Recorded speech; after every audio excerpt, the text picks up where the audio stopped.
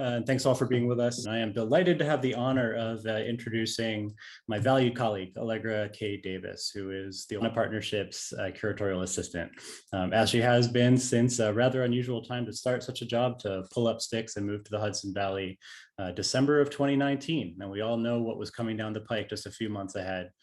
Through that time, she has been an incredible contributor to the operations of the site, working closely with our state parks colleagues to make the place go. Frontline person for all kinds of projects, including monitoring our delicate environmental system, our HVAC, making sure that the objects are safe. Also was point person for our recent really important breakthrough project to reproduce the historic stair carpets on the main stairs of Olana, and so much more. She's an important researcher. She's helping with the development of future exhibition projects, as well as being a major contributor to the current one that hopefully many of you have already seen inside and outside at Olana State Historic Site, Crosspollination. So she is really an important part of this place. She is a rising star in the field, and I'm doing my part to try to win her for the discipline of art history, but she has many other interests. She studied the classics at Smith College, from which she received her bachelor's not too long ago, but since graduating from Smith, she has already served a very similar kind of apprenticeship as a fellow at St. Gaudens National Historical Park, the New Hampshire home and studio of the sculptor Augustus St. Gaudens, so very compatible artist's environment.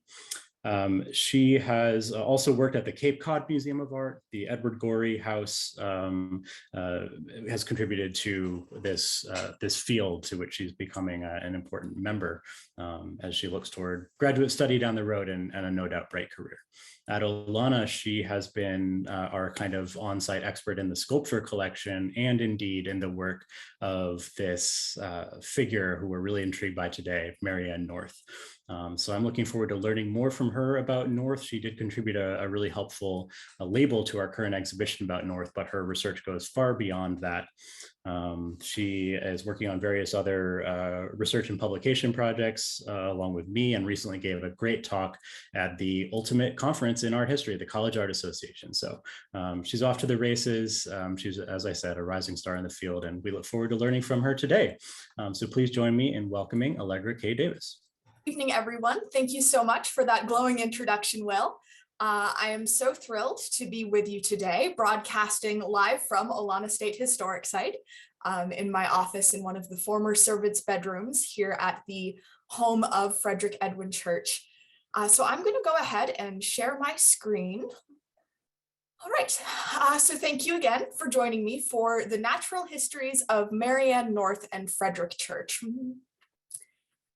If you have visited us here at Olana, or our partners across the river, the Thomas Cole site, the home of Frederic Church's painting teacher and mentor, you will have noticed that we are very much in bloom. We are currently in the midst of our exhibition Crosspollination, Heed Cole Church in Our Contemporary Moment, which spiraled out of a painting by Martin Johnson Heed, a friend and studio mate of Frederic Church. That is always in the Olana collection, this painting of a tropical orchid on the left. And using this intriguing evidence of artistic exchange and friendship as a starting point, we have spun out this exhibition in collaboration with the Crystal Bridges Museum of American Art that examines the interconnections of artists working together, of science and the natural world influencing art, and ultimately this scientific art of the 19th century influencing contemporary artists working today. So here we have just a small selection of the contemporary botanical art that you would see were you to come to Olana today, which I hope you will soon if you have not yet. But always in the Olana collection, alongside this intriguing Heed orchid, are more botanicals, which are very much in the spirit of cross-pollination, but did not step to center stage this summer. So I am hoping to spend the next 45 minutes or so giving them their proper time in the sun. These are two pieces that have been at Olana since Frederic Church's time. On the left here, we have a intriguing study of an exotic flower, the Aristolochia grandiflora, or pelican flower, which is usually on view in the dressing room on the second floor of Frederic Church's home. And on the right, an even less finished study, clearly some quick field work of a bird of paradise flower, which has come out for some exhibitions, but usually lives in storage. And these two pieces were identified after a long time being a bit of a mystery of Olana collection as the work of this intriguing botanical artist, a true scientist, a traveler, a collector, a woman in charge of her own destiny and legacy, Marianne North, who will be the main subject of our talk this evening. So Marianne North was from the start, invested in botany and art.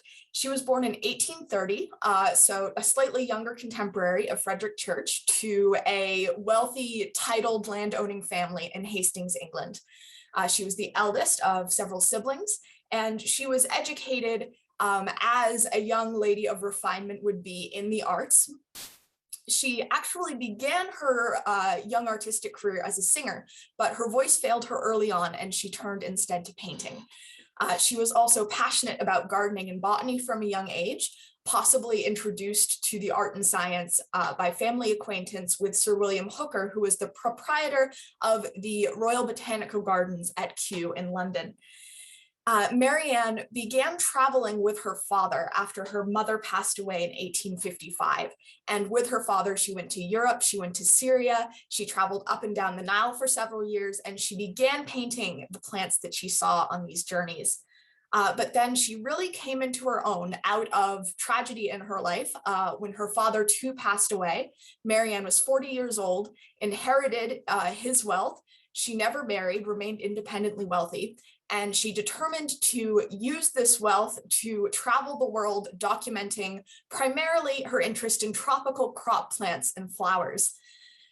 She ended up traveling in her long life that we will review shortly to every continent except Antarctica. And she displays her work in a partially self-designed gallery in the Royal Botanic Gardens at Kew. And in the last years of her life compiles a hefty 3-volume autobiographical travelogue, which gives us a wonderfully vivid and humorous look into these years of her life traveling from her 40s onward.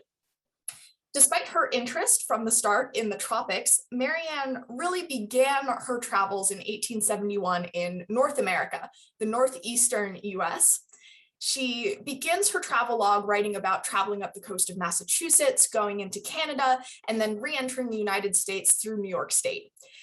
Some of her early paintings on this continent are of Niagara Falls, which by 1871 was already well established as a destination for landscape painting by such artists as the eminent Thomas Cole here in the bottom left, the teacher of Frederic Church, credited today as the so-called founder of this kind of nebulous Hudson River School of American landscape painting. But Niagara was looming large in the American consciousness, and Marianne was well aware of this. While she was in New York, she also saw Frederic Church's great painting of Niagara and commented that it was a gem, an early admirer of Frederic Church. And in 1871, in New York, she had the good fortune to meet Mr. Church himself for the first time in person. We're not exactly sure how this connection came about. Certainly they were running in the same artistic circles, but whoever made that initial connection is unknown. But Mr. Church reached out to Marianne, and in the fall of 1871, she traveled up the Hudson River to see Frederic Church and his wife Isabel at their homestead along the Hudson, where Olana State Historic Site is today. At this point, the family was not living in the Grand Main house. The house was in the process of being built, but Marianne came to stay at Cozy Cottage down at the farm complex, which you can still see today. She described seeing the Catskill Mountains covered in snow over the Hudson River, as Frederic Church depicts in this vision of the Catskills from the artist's home from 1871, the landscape much as it would have looked to Marianne. She gives us a wonderful account of her train being late, coming into Hudson past 8 p.m. in the rain in autumn. She is lost. She can't find a coachman who knows where the Churches live, and eventually Mrs. Church has to come and fetch her. But then she is brought back to the farm, and immerses herself in this little world along the Hudson for the first time. So on the left here is Cozy Cottage, which may well be familiar to those of you who are often here at Olana, where Marianne was staying. And on the right is one of Frederic Church's own studies for the house that he collaborated on the design of and was in the process of building when Marianne visited. She describes quite evocatively the plans as she saw them and were described to her. I'll read a bit from her recollections in and out here to give you a sense of her voice and her experience at Olana. She writes, Mr. C had designed it himself after a pattern of a Damascus house, with a court in the middle paved with marble, having a splashing fountain in its center.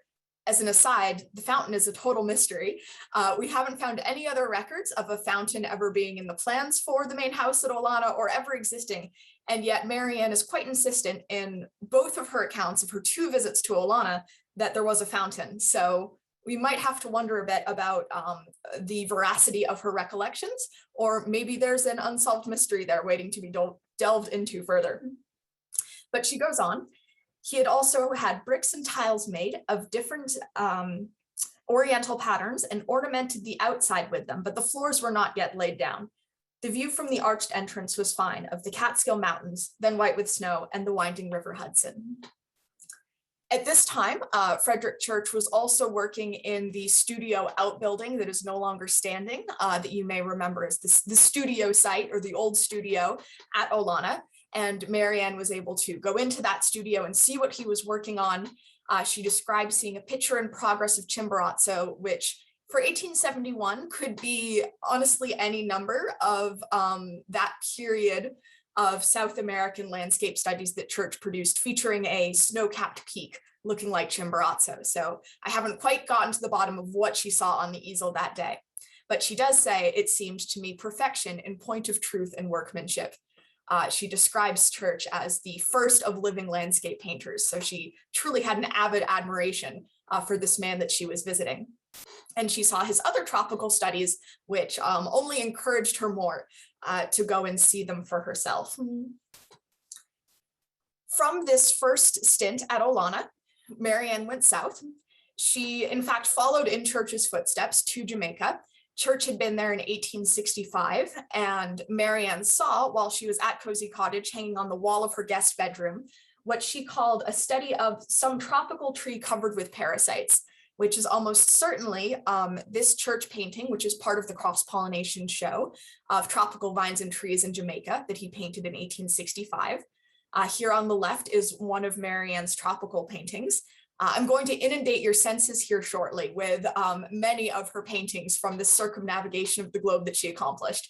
So this is just your first taste of the sort of incredible color and boldness of her strokes and the depth of her scenes, not simply flat botanicals like some of the unfinished studies, but really fully realized works here.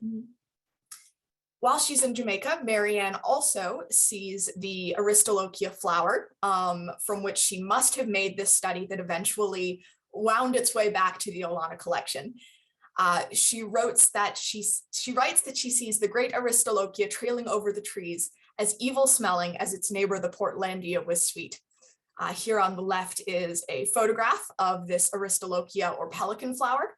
So you can get a sense, even from her rough study, the careful attention to detail that Marianne put into her botanical studies. She truly was a botanist as much as she was an artist, interested in locating the oddest, most compelling, and in some cases never before recorded species of flowers. And the Aristolochia, as she says, I have never had the fortune or misfortune to encounter one in person, but according to the internet, it has the distinctive smell of rotting feet. So I do not blame her for not enjoying being around it, but she did stick around long enough to make her study. From Jamaica, she moved on to Brazil. So here we get just a few samples of her more polished, finished works as she worked them up to an exhibitable state. After Brazil, she briefly went back across the Atlantic to the UK. She stayed for a while in Spain, painting around there. And then in 1875, she launched off again for what we often think of as her true circumnavigation of the globe. So she once again crossed the US, going to California, from San Francisco, got on a steamer and made her way to Japan. On the left here is one of her Japanese paintings where she's starting to incorporate elements of still life. We see her interest in material culture and art and interior scene. From Japan, she moves on to Singapore. And once again, she's experimenting with adding fruit and monkeys. We often see birds and insects, the fauna, we see the interaction of species as she builds up these scenes meant to give you a sense of the nature of a place. From Singapore, she goes on a further whirlwind, 1876 to 77, through Borneo, through Java, through Ceylon. While she's in Ceylon, she stays with the eminent Victorian portrait photographer, Julia Margaret Cameron, who fortunately for us insisted on photographing Marianne. So we have these absolutely delightful images of Marianne in 1877 at age 47. It would be at the peak of her traveling powers. From Ceylon, she went inland to India and spent a full year in 1878 traveling around the Indian subcontinent. And here we really begin to see an interest in architecture flourishing. On the left here, I've included the only true interior scene that I've found of Marianne North's study of a room without the flowers being the focal point. And then we see some fantastic images of Indian architecture that she encountered. She also had the mission as she traveled around India to specifically build up a collection of paintings of flowers that were sacred to the literature and religion of India. So she had a bit of an ethnographic mission as much as a botanical one here to once again build up a record of a place and a personal collection of what she witnessed there. After India, she once again returns to England. In 1878, at the end of the year, she had her first solo exhibition of 500 of her oil sketches that she had made so far. She rented an apartment in Kensington in order to display them. They were praised. A critic wrote that he enjoyed their freedom of hand, their use of color, and their scientific accuracy. But a less forgiving critic noted that they looked out of place in the urban setting and that they would really play well at a botanical setting like the Kew Gardens. So before she set off yet again, clearly a wandering soul, could not stay in one place for too long, Marianne wrote to her acquaintance, the director of the Kew Gardens from childhood, and proposed that she would fund the construction of a gallery to show her artwork. And this proposition was accepted with delight. So with this goal in mind, Marianne set off once again to Australia and New Zealand to continue her documenting mission of capturing the flora and the fauna of the world. I just absolutely love this study of koalas that she titled Australian Bears and Australian Pears. A little bit of the sense of humor that we see throughout her recollections coming through even in her titling. From New Zealand, she stopped off briefly again in Borneo, her old stomping grounds, and then made her way back to the Hudson Valley. She was in New York, and we get an even more vivid description of her second visit to Olana a decade after her first. Mr. Church was in New York City, and he overheard in an omnibus the wonderful people-watching capabilities of public transportation transcend centuries. Mr. Church overhears that Marianne North is once again in the States, and so he flies off and meets her in New York City. He goes through her paintings.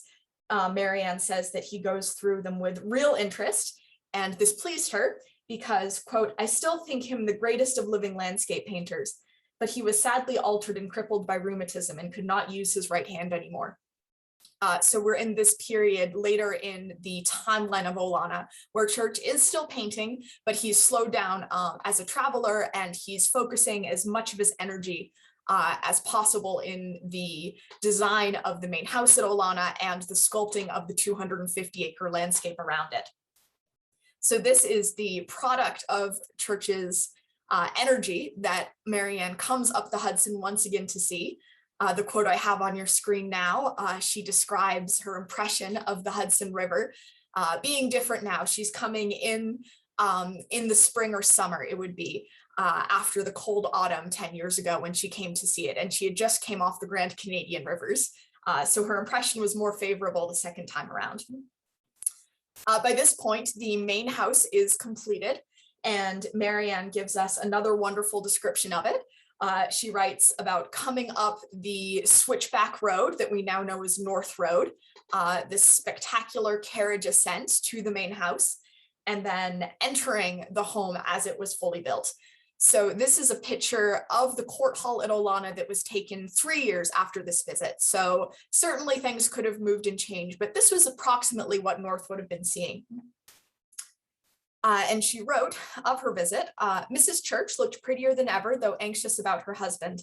And she made a perfect center to the curious Damascus hall with its high painted arches, oriental divans, and central fountain. Once again, this mystery fountain. She continues, she had contrived to make the whole collection of curiosities look like the natural parts of a comfortable living house, exquisite Persian rugs, bronzes, carvings, porcelain, etc. I just adore this quote about the collection of curiosities. North portrays Mrs. Church as the proprietor of this collection, Olana as a lived-in museum, showing off the spoils of Church's travels and imported curiosities from around the world. North describes sleeping in this grand carved Chinese bed, which we certainly still have on view. You'll find it today on the second floor landing of Olana. And while she's here, North leaves a few souvenirs behind. This must have been when she dropped off those studies that are now in the collection. And she also gifted to Frederic Church a string of shell beads from Madagascar. So draped around this blue vase in the court hall, we have this string of beads that was a gift from Miss North. And they came down to us in the collection with a note handwritten by Frederic, identifying them and saying who they were a gift from. So North had her own little imprint on this collection of curiosities that we have before us. While she was staying here, Church once again tried to step in as a travel advisor. He told her that she had to go to see the Andes, New Granada, as Colombia and Ecuador were then known, where Church had really made his mark as a global painter with the Heart of the Andes, which we'll take a closer look at later. But North did not spend significant time there. Her biggest South American journey was in Chile towards the end of her life. So back from the US, she crossed the Atlantic once again and returned to her home country. In 1882, she opened up her dedicated gallery at the Royal Botanic Gardens of Kew and funded the first run of a catalog delineating the over 800 paintings that she displayed there. This is a roughly contemporary engraving, 1892, so actually after Marianne North's lifetime. Of what the gallery looked like there. With her gallery work well underway, Marianne realized there was yet another gap in her collection. There was nothing from the continent of Africa. So in 1883, she shoved off once again to South Africa. She also went to Seychelles and painted what she saw there.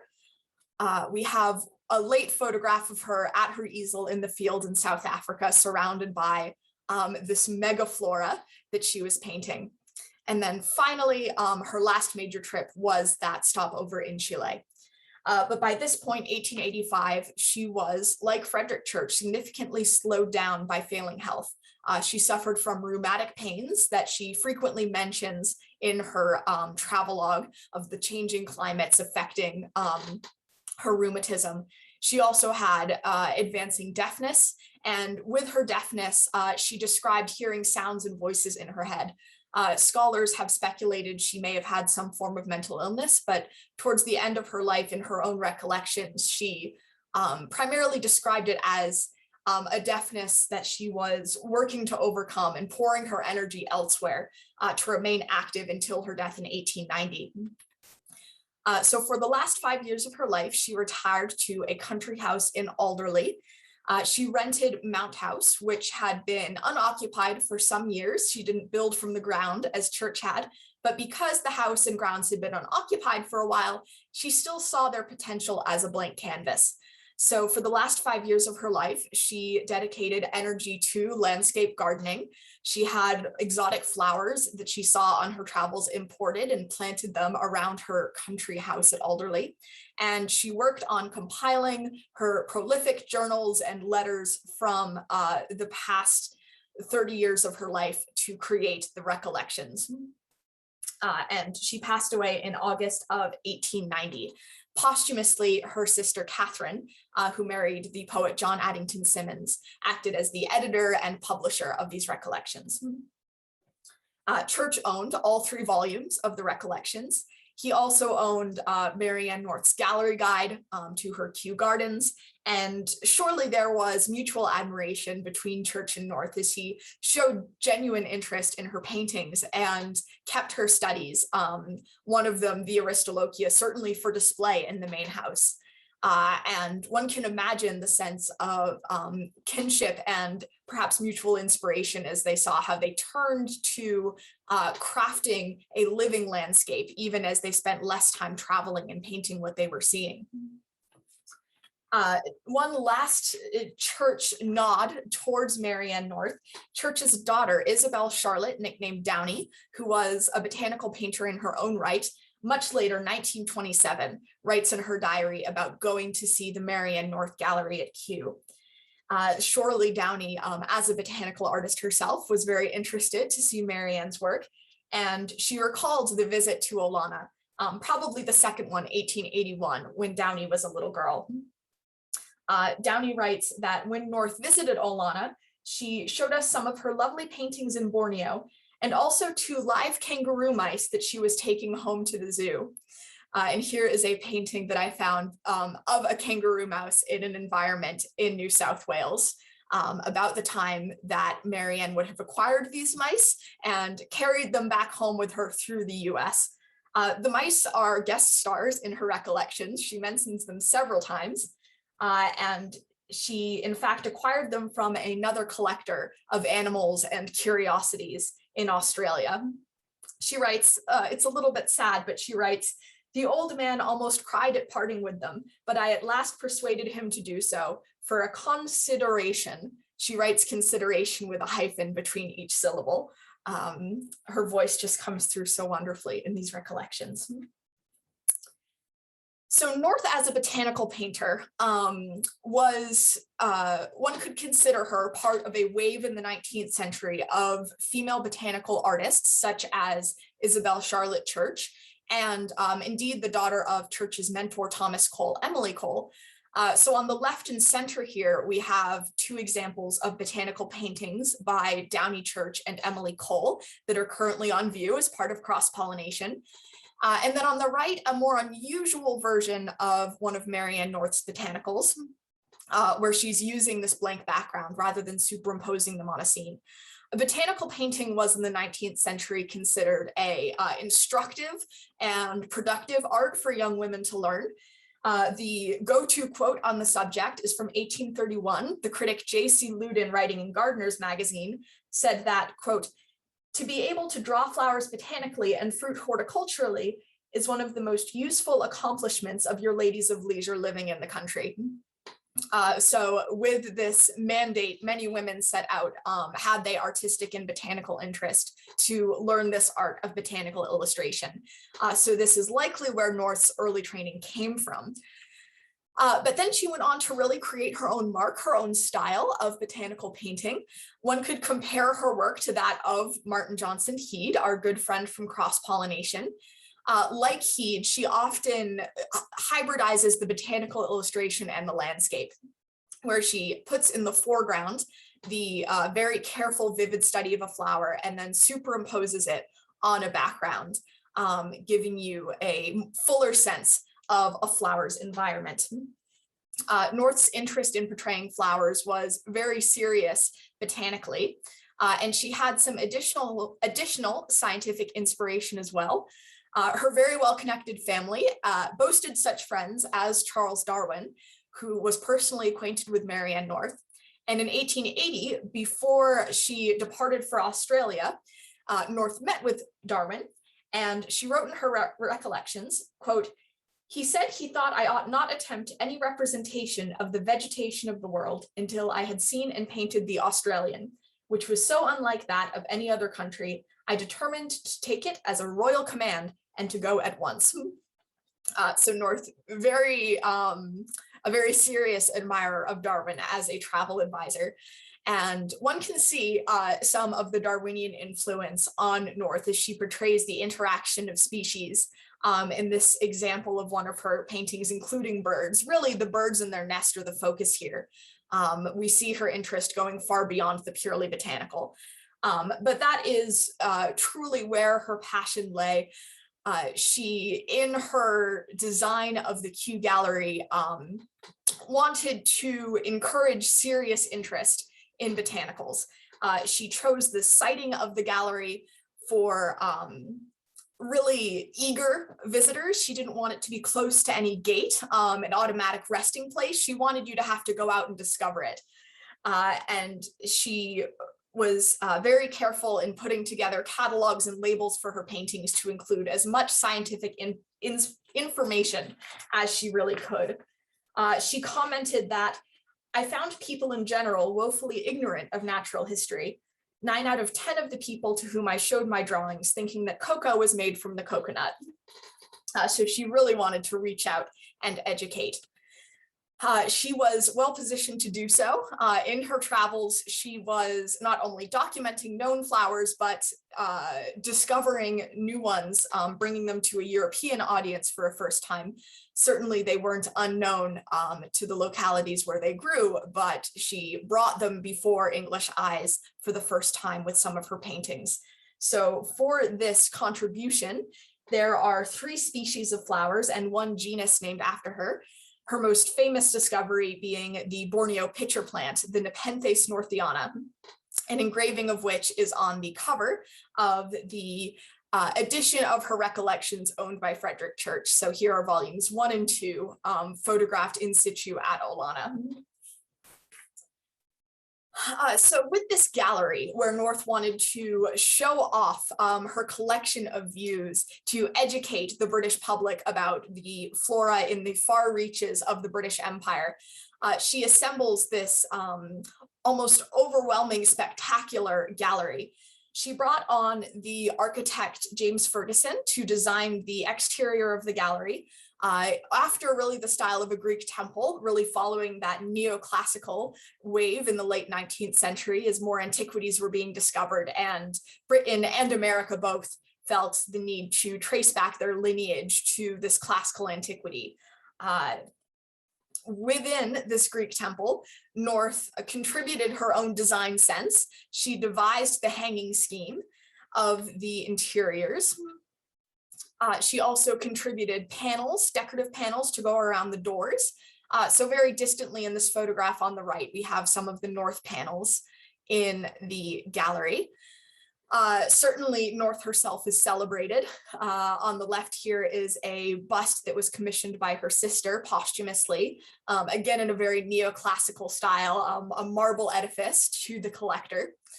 But of course, this is the British Empire, and such a spectacle of its reaches could not go without an acknowledgement of Victoria. So in the frieze around the upper edge of the gallery hang, there are the names of all the places that Marianne visited and painted, and then over the main doorway, we have Victoria Regia. To the bottom of the gallery, looking down to the dado, we have this interesting set of panels of tropical hardwoods from all of the places that Marianne traveled. So literally bringing back specimens as well as figuratively collecting them on canvas. Certainly, North was a very serious collector of natural history specimens and ethnographic material, as well as her figurative collection of canvas views of flowers. She often writes about visiting the collections of these curiosity dealers wherever she went, and describes with great interest what she saw, going to markets and shopping, putting out word of mouth that she was looking for particular specimens.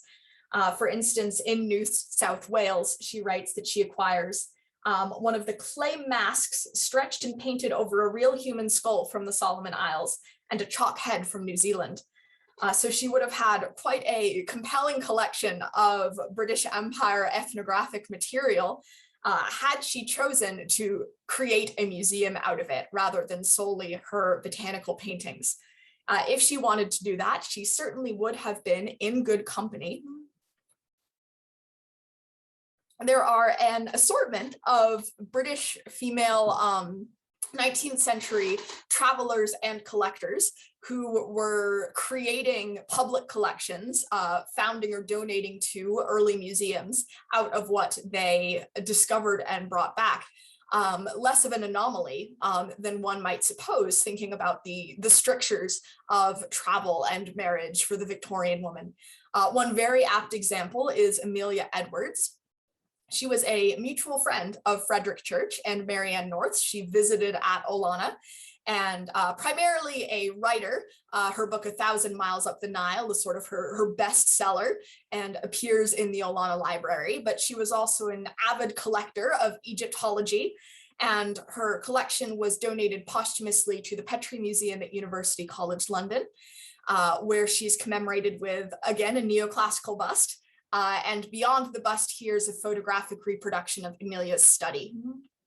A friend and competitor of Amelia Edwards was Marianne Brodiehurst, a contemporaneous Egyptologist who was also traveling up and down the Nile, working to extract artifacts as rapidly as she possibly could, working in tandem with her partner, Mary Booth. The two of them were known as the MBs. And with her bequest after her death, Marianne Brodiehurst left an entire museum, the West Park Museum, to the town of Macclesfield.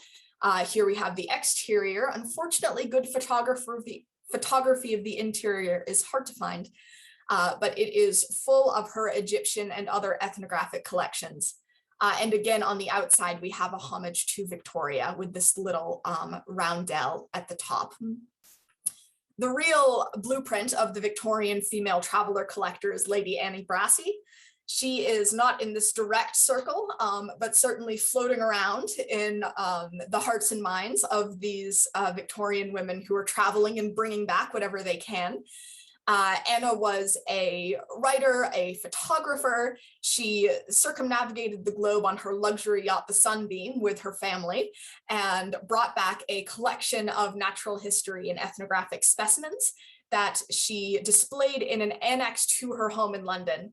This photograph here shows its original display mode. This architecture that you're looking at is Durbar Hall. It was constructed originally for the 1886 Colonial and Indian exhibition as an example of Indian architecture, and then Anna and her husband purchased it and added it to their home as a museum. And then after her death, Durbar Hall and its entire contents were donated to the Hastings Museum.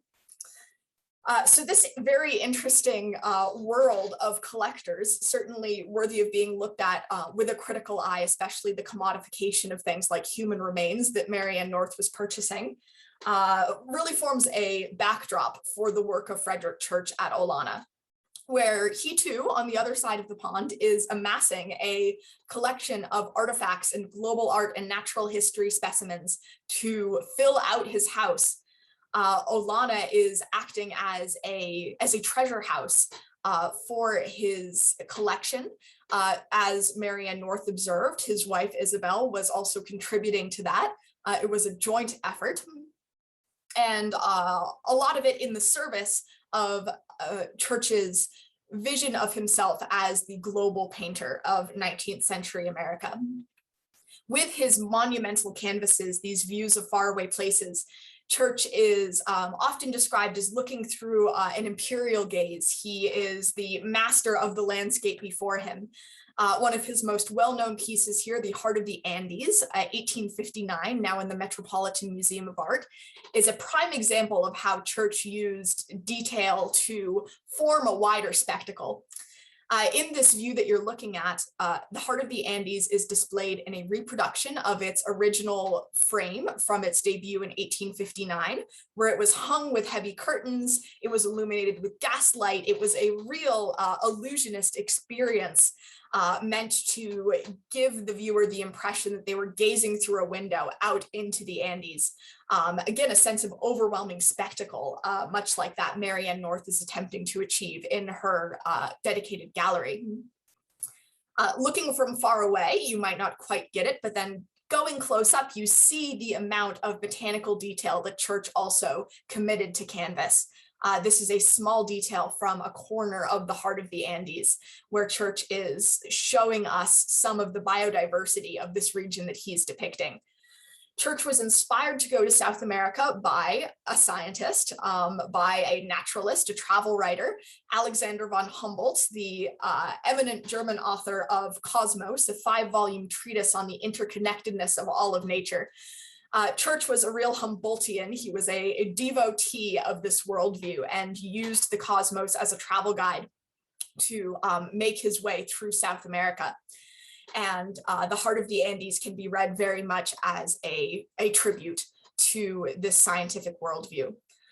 Humboldt was the first person credited with writing about human-centered climate change, and this environmental consciousness was very much present as well in Church's work, as he painted threatened landscapes and indeed at Olana recreated a native forest that had long since been deforested, planting thousands and thousands of native trees. Marianne North also was a reader of Humboldt, not a personal acquaintance, coming along too late for that. That credit goes to Darwin alone, but she was also a reader of Humboldt. And similarly, her environmental consciousness does show through in her writings, as she sees the views that she's painting are not forever safe from the advance of industrialization. As Church is painting these Humboldtian views, he's becoming an expert in South American travel in particular. We saw how he advised Marianne North. A key example of that goes hand in hand with this concept of cross-pollination is his advising of Martin Johnson Head. Head was told by Church to go to South America to seek out grand views. Head instead was captivated by the small details of birds and flowers and continued to center them in his paintings, despite Church's encouragement otherwise. And we might wonder whether Church gave Marianne North similar higher ambitions. We see as she travels that she is expanding her practice beyond these simple botanical views to placing the botanicals within their context, and then eventually to painting entire scenes of landscapes and their people and their architecture. Frederic Church returns his gaze to Olana in the latter half of his life. Like North, he is crafting an environment for himself as he slows down with his travels and his paintings.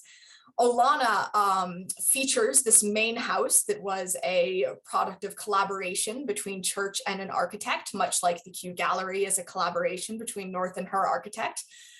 Church is bringing together a variety of global architectures, and he is filling it to the brim with objects found from all around the world. Much like these early museums of other collectors, he's almost living in his own cabinet of curiosities.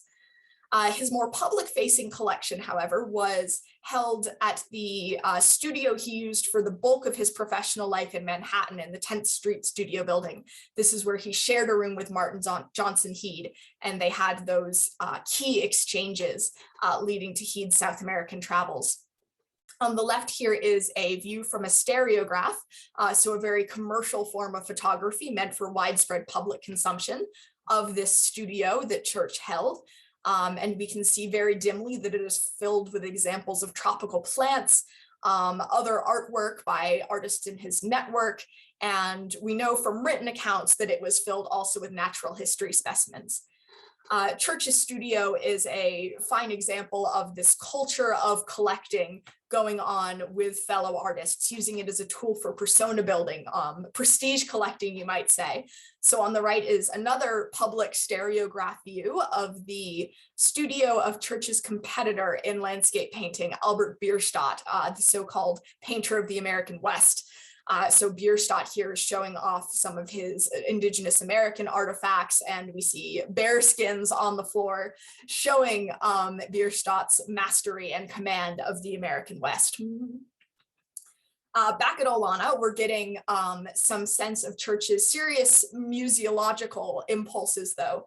He was not just collecting for himself or for an audience in his studio. He was seriously invested in the growing trend of public museums in the United States. He was one of the founding trustees of the Metropolitan Museum of Art, for example, and donated from his personal collection of Toltec artifacts. On the right here, one of two Toltec plaques that were one of the first examples of Central American art acquired by the Metropolitan. And many more of these Toltec artifacts collected by Church are still at Olana in the Curio Cabinet in his studio. So that cabinet is a great microcosm of Church's travels. It is a cabinet imported from India from the workshop of Lockwood de Forest, and it is full of Aztec and Toltec artifacts, little natural history tidbits. There's a monkey skull and a dried seahorse. There are bits of Japanese imported goods. There are some Greco-Roman fragments, just a real kaleidoscope of collection that Church is putting together. And all of this is a great connector. Church and North as collectors of their world, collecting evidence of what they were seeing, both on canvas and physical things they could hold in their hands. Both the Kew Gallery of Marianne North and Olana are ways to hold the entire bounds of the known world in a structure and to show the masterful gaze of the artist behind them. And the final home of Marianne North, where she's crafting a landscape garden showing the flowers that she's collecting. She's physically building up that same sense of creating an environment that reflects her worldview and her grasp of natural history, really. And Church similarly at Olana, its entire 250 acres, is using it as a canvas for the thousands of native trees that he plants, the carriage roads he constructs to show off the finest views of the Hudson Valley, the 10-acre lake that he digs, and then the grand house at the top of it all is the observatory of Church's domain. This house, very fittingly, as positioned as it was at the center of the 19th century American art world, was the site of intersection between these two fascinating lives, these scientifically minded travelers and recorders of their own work, Marianne North and Frederic Church. Thank you very much. This has been a whirlwind delight, and I would be very glad to hear your questions now. Thank you so much, Allegra, for that incredibly rich and productive talk. I hear so many useful layers, so many of these artists in this Victorian era seeking to purvey useful knowledge in various ways, this idea that you can better yourself by looking at a mirror painting, and it's being carried out in so many different ways. You've made a really compelling argument that collecting is a core part of the practice of a whole period, that places like Olana are not anomalies, but places that are supremely preserved examples of something that was much more widespread. And Marianne North is a fascinating example of that. How intriguing to hear that beyond the botanical practice, there's also anthropological collecting, so much more there. So we have a particularly productive question already popping up in the Q&A, and I'm hoping that our valued colleague, Professor Alan Wallach, will be able to ask his question directly, as I know he would prefer to do it, because he can state it better than myself. There we go. I see that your audio is enabled, Alan. If you care to turn on your video, you're welcome to do so, but no pressure. Strange. It's showing you as unmuted, but we are not hearing anything from you. Could be a problem with your microphone. Worst case, I can do my best to characterize it for you. Shoot, we did our best. I know that you would rather say it yourself, sir, but I'll do my best to represent you. So Professor Wallach, who, as some of you may know, is one of the preeminent scholars of 19th century American art, and he's written a great deal about the politics of 19th century American art, has a political question for us. I'll use his words instead of paraphrasing them. Can you say a bit about Marianne North's politics? Her father, with whom she was close, was a parliamentarian, and North herself flourished at the height of the British Empire. her work looks like a contribution to the British imperial project of dominating nature, as well as peoples and countries. Thus, my question about her politics might be understood as a question of her awareness or lack thereof of her role in the imperial project, adding, it seems to me that Church himself not only composed views around an imperial eye, and that is something we think a lot about at Olana, but also was making a contribution to the US's imperial aspirations. And I think that is a fair criticism of Mr. Church that we need to reckon with in the 21st century. What say you, Allegra? Thank you so much for this question that I think is right on. I would love to get to the core of this. I do think that Marianne was aware of her role in, oh, there we go. There are the videos. Now we can see you. There we go. Now we can hear you too. Wonderful. Sorry. Something that I had gotten to plug in, but please. Okay. Please, and feel free to add to your question should you need to. I do believe that North was aware of her contribution to the imperial project. Her gallery, I think, can be seen as a donation to the empire. We know that she was personally thanked by Queen Victoria for the creation of this gallery. She has that dedication to Victoria Regina on the very frieze of her gallery. And certainly as positioned as her family was, she would not have been unaware. As she was traveling, she did exert some criticism, I've noticed mostly from an environmental angle of man the civilizer. She refers to colonial forces decimating the environments that she was depicting. And she does turn a critical eye towards that. In the US, she has a rather troubling understanding of the long indigenous stewardship of the land. She writes that, I have the exact quote here, that these are landscapes to which savages and animals had done no harm for centuries. She very much sees a passive tenancy of the land before colonial forces came along. In Australia, we see that she is troubled by Indigenous people being forced from their homes by advancing colonial forces. So there is a push and pull there. I think that on a personal level, as she was traveling and very much involving herself in people's day-to-days, accounts of her show that she was very unpretentious and open and willing to speak with anyone. I think her personal feelings may have differed, but in the end, she did acknowledge that her art could perhaps gain the best publicity as part of the imperial project. And she did fold to that in the end. Yeah, just one other question. Do you know anything about her, since her father was a politician, do you know anything about his politics? No, I do not. I cannot speak to the political history of her father, but that would be something I would certainly want to learn more about to help put this all in context. Well, thank you so much, and for your talk too. Yes, Alan thank you for the wonderful question. It is a great American tradition of being on the receiving end of tough questions from Professor Alan Wallach, and you've now been initiated into that elite fraternity as I have been in the past. So an area for future research perhaps there, and maybe absolutely. He will enlighten us. This is an ongoing project, so any questions are very well taken to help to develop it. Thank you. Yes, indeed. So we have a somewhat related question about the motivations for North's art, and this comes from my own mother. Thanks for tuning in, Susan Coleman. She asked, did North produce art to sell? We understand that she comes from privilege, that she's funding the creation of her gallery. Do we have any evidence that she is engaged with the market as directly as that? No, very little. Most of her artwork, in the range of 800 to 1,000 paintings, was kept to herself to display in her gallery. There are a very select few paintings in other collections.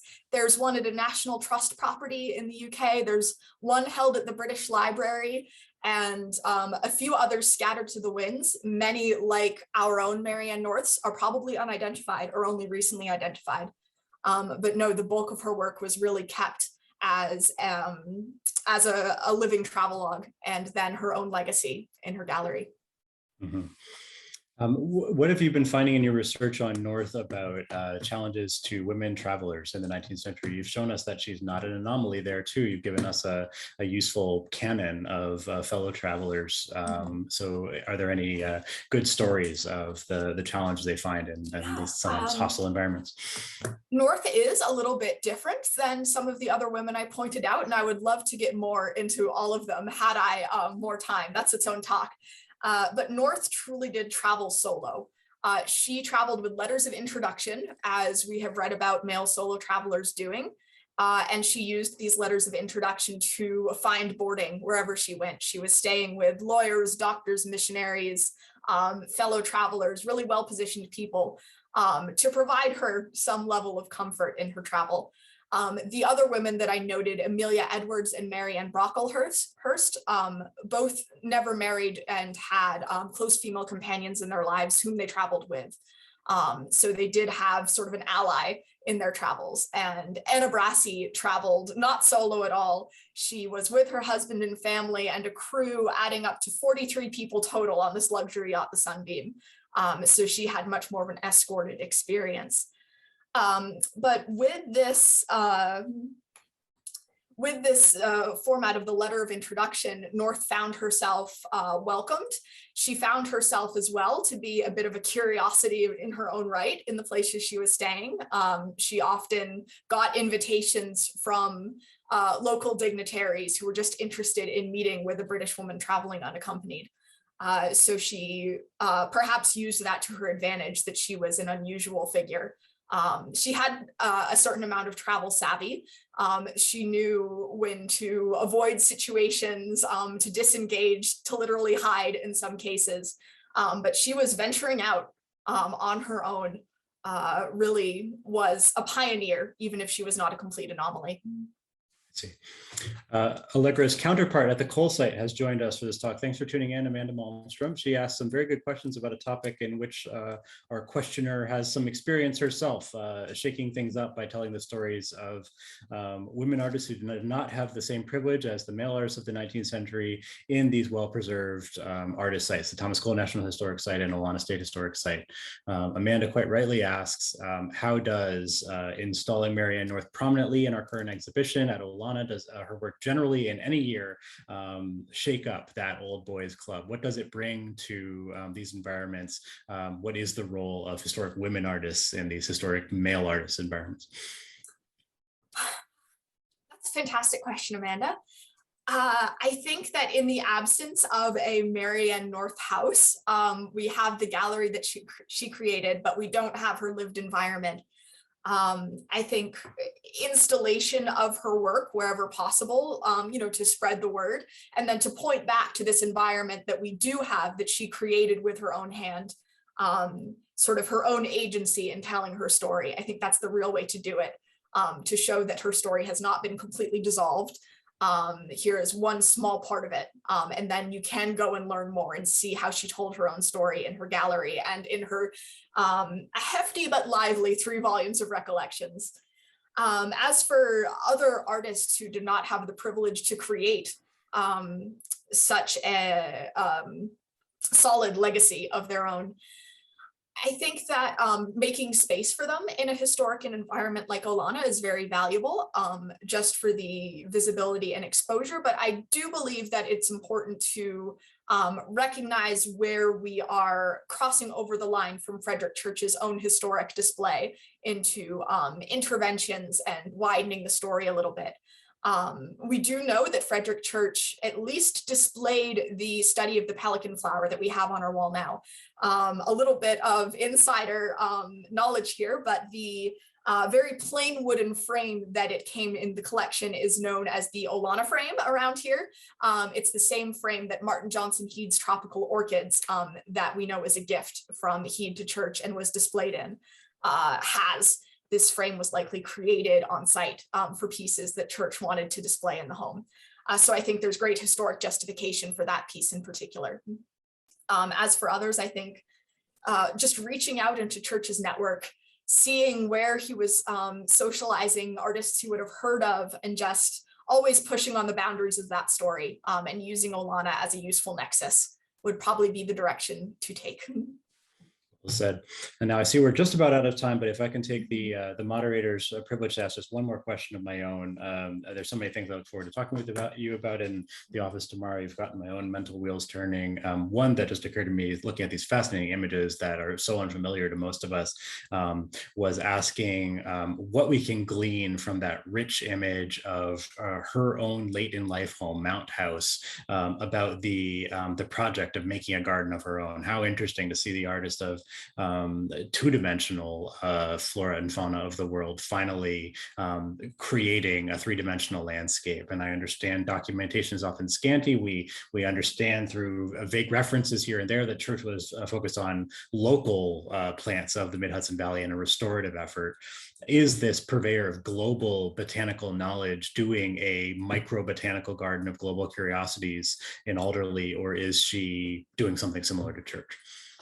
She is definitely importing plants. She's working with the experts at Kew to get her the best samples of plants that can grow in Alderley. But just curious that you should ask that question. One of the final lines in her recollection is about how after all of her travels, she found that no flowers held greater charms than the wildflowers that she grew up around at her home. So there is that element as well, that she is returning to the environment she came up in and adding those flowers into this botanical creation. A lovely note to end on. Thank you so much, Allegra, for a brilliant talk. I look forward to learning more from you about this topic in the future. Thank all of you for joining us and for your support of Olana. Stay tuned because there'll be more interesting programs coming up as we get into the fall. Always something new to learn at Olana. Thanks. Thank you.